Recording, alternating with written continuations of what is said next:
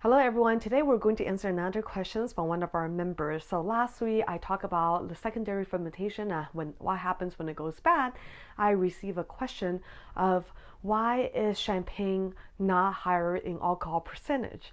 Because the idea is that because it goes to two fermentations and each time there are more alcohol being converted from sugar by the yeast. So shouldn't the alcohol percentage of champagne be higher? So here, this is twofold.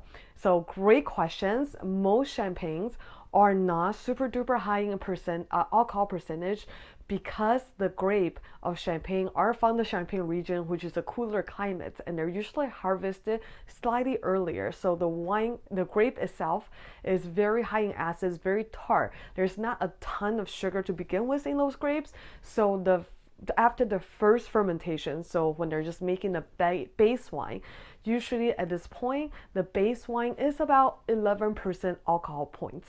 And after that, when the champagne house are trying to make the wine into a sparkling wine by adding the liquor de triage, so additional sugar and yeast into the bottle, the additional sugar and yeast really is not that much.